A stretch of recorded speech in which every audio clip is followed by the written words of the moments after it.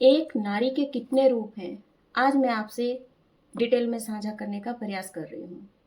जय भवानी, जय श्री राधे श्याम। स्वागत है आप सबका माय लाइफ स्टोरी राज में।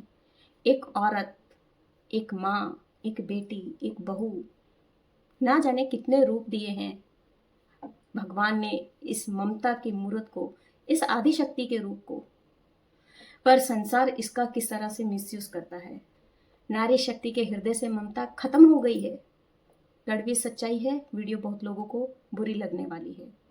मैं जानती हूँ मेरी वीडियो ज़्यादा लोग नहीं देखते, क्योंकि हर इंसान के अंदर ईर्ष्या है, हर इंसान के अंदर एक दूसरे को नीचा दिखाने की एक सोच है। कभी अपने खून के रिश्तों से प्रेम करने की भावना उत्पन्न ही नहीं हुई, इसीलिए मेरी वीडियो ज़्यादा लोग नहीं देखते। अपनों से प्रेम करना नहीं आता, भूल गए हैं कि हम किसी की बेटी हैं, भूल गए हैं हम किसी की भाभी हैं, भूल गए हैं हम किसी की बहन हैं। सारे रिश्ते सिर्फ एक चीज में सिमट कर रह गए हैं, जिसको कहते हैं स्वार्थ। अपने स्वार्थ में हम अंधे हो गए हैं। हमारे अंदर से ममता का रूप गायब हो गया है। सिर्फ मैं, मेरे बच्चे, मेरे परिवार, इतने ही सिमट कर रह गए हैं हम। क्या ये है हमारा नारी शक्ति का स्वरूप? नहीं, ये स्वरूप हमारा नहीं है। हम कुलदेवी की पूजा करते हैं। कुलदेवी कौन है? क्या जानते हैं आप कुलदेवी कौन है? कुलदेवी हमारे घर की बेटी है, कुलदेवी हमारी सास है, कुलदेवी हमारी छोटी बड़ी देवरानी जेठानी है। हम नहीं समझ पा रहे हैं इस चीज को। ये बातें मैं खुद भी महसूस करती हूँ। अन्याय के लिए आवाज उठाना जरूरी है। ऐसा नहीं है कि हमारे जीवन में यदि कोई अन्याय घटित हो रहा है तो उसको हम सहन करते चले जाएं, उसको हम बर्दाश्त करते जाएं और अपने जीवन को खत्म कर लें। इस चीज को मैं सहयोग नहीं करती हूँ। पर एक नारी के कितने रूप हैं, आज मैं आपसे डिटेल में साझा करती हूँ। जब तक हम बेटी हैं तब तक अपने पिता की लाडली हैं, अपने भाइयों की लाडली हैं। हमारी शादी हो जाती है, हम दूसरे घर चले जाते हैं। वहाँ हमारे ऊपर एक जिम्मेदारी आती है, हम किसी की बहू बन जाती हैं, किसी की पत्नी बन जाती हैं, किसी की ननंद बन जाती हैं। ये जिम्मेदारी आती है, किसी की देवरानी बन जाती हैं तो किसी की जेठानी बन जाती हैं। हम उन रिश्तों को किस तरह से निभाते हैं, ये हमारे खुद के ऊपर भी डिपेंड करता है। 50% लोगों के साथ अन्याय होता है, पर 50% औरतें मन घड़ंत कहानियां भी बनाती हैं। भूल जाती हैं कि तुम्हें ये रिश्ता तुम्हारे माता पिता की तपस्या से मिला है। तुम्हारे माता पिता ने कितनी तपस्या की होगी, तब तुम्हें जाकर एक संपूर्ण परिवार मिला है। माता पिता के पूरे जीवन की तपस्या होती है। वो ना जाने अपने बच्चों की मंगल कामना के लिए कितनी प्रार्थना करते हैं, भगवान के आगे माथा टेकते हैं कि हमारी बच्ची के, हमारे बच्चे के जीवन में खुशहाली रहे। हम बेटियां अपने माता पिता के लिए हृदय में इतना सॉफ्ट कॉर्नर रखती हैं कि जब तक हमारी सांसें चलती हैं मायके की प्रीत नहीं छूटती। हमें माता पिता से इतना प्रेम होता है, हमें अपने भाई से इतना प्रेम होता है, हमें अपने भाई के बच्चों से इतना प्रेम होता है।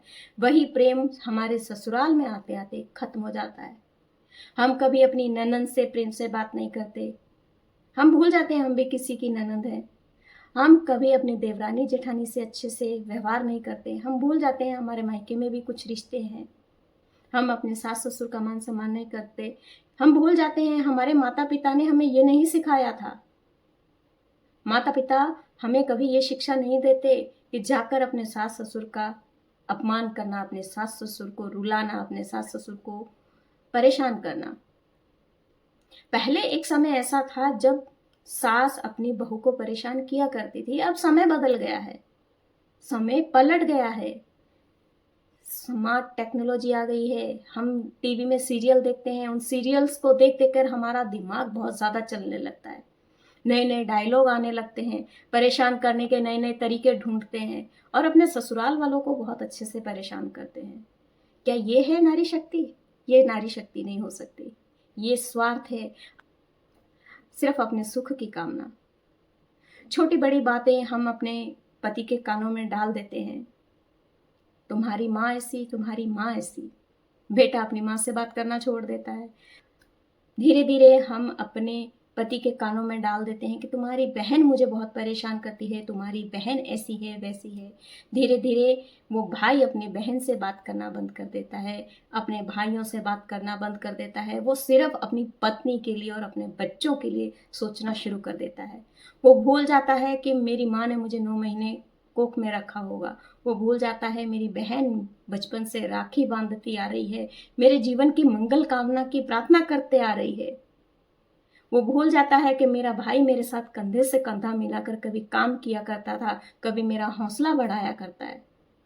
सिर्फ अपने स्वार्थ में हर रिश्ते को चकनाचूर आदमी बहुत आसानी से कर देता है। क्यों कर देता है? क्योंकि हम जो नारी शक्ति हैं, हम जो महिलाएं हैं, हम ही अपने पति के कान भरने में इतनी एक्सपर्ट हो चुकी हैं कि हमें अपने स्वार्थ के अलावा कुछ नजर नहीं आता।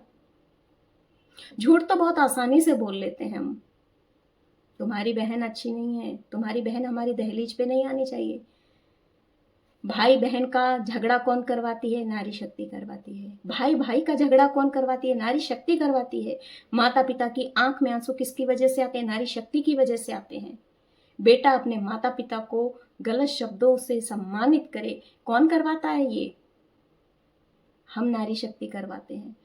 क्या भगवान ने हमें नारी शक्ति का नाम इसलिए दिया था? ये नारी शक्ति का रूप नहीं है। हम भूल जाते हैं हम किसी की बेटी हैं, हम किसी की बहन हैं। अपने मायके से हम जो प्रीत करते हैं, हम अपने ससुराल से प्रीत नहीं करते।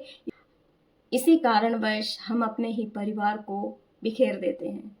ये बात सत्य है, कोई स्वीकार करे या ना करे कोई फर्क नहीं पड़ता, कि जो इंसान अपने स्वार्थ के लिए जीना शुरू कर देता है वो अक्सर अपनों को बदनाम करने के लिए किसी भी हद तक जा सकता है।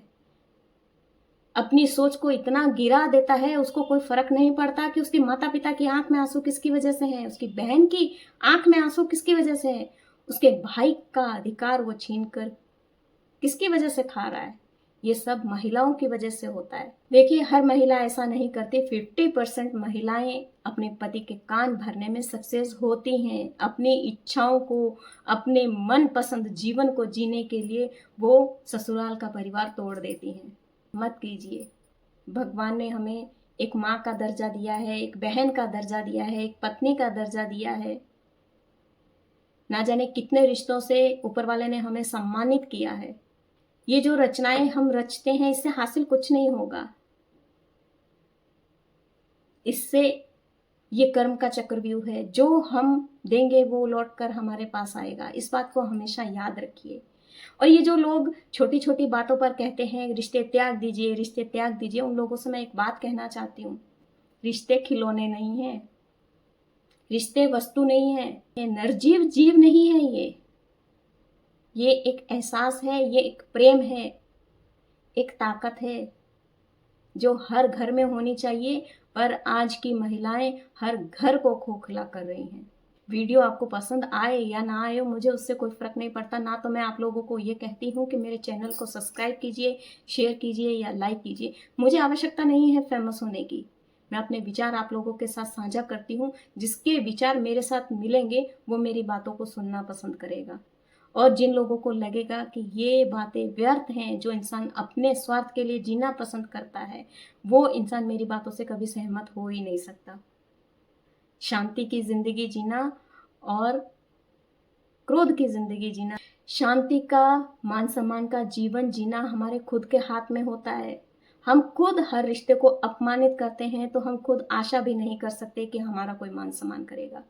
कभी किसी रिश्ते को इतना परेशान मत कीजिएगा, कभी किसी रिश्ते को इतना मजबूर मत कीजिएगा कि वो भूल जाए कि खून के रिश्ते होने से अच्छा है कि मैं अनाथ पैदा होता।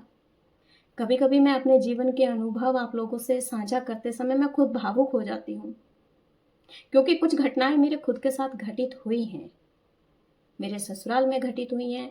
आजकल ये जो हर दिन हमारे समाज की बेटियां आत्महत्या कर रही हैं, मैं उन लोगों को समर्थन नहीं करती हूँ जो लोग बेटियों के मर जाने के बाद सड़कों पर धरना देते हैं। मैं उन लोगों से कहती हूँ, बेटी और बेटे में अंतर नहीं है।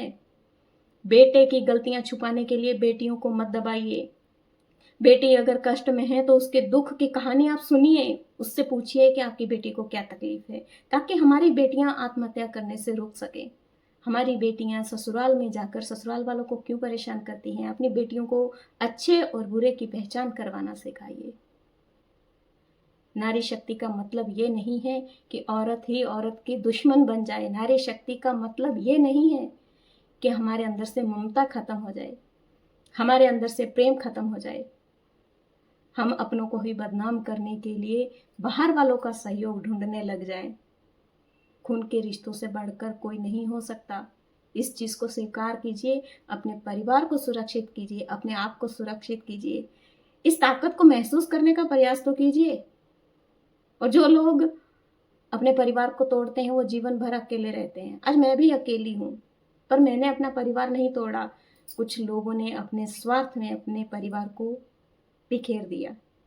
सपने में भी नहीं सोच सकते कि कभी परिवार वापस एक होगा। क्यों? क्योंकि लोगों की सोच में सिर्फ ये विचारधारा बैठ गई है, मैं, मेरे बच्चे, मेरी बीवी, बस जिंदगी इतनी ही समेट कर रह गई है। कुछ अनुभव अगली वीडियो में साझा करूंगी। तब तक जय भवानी, जय श्री राधे।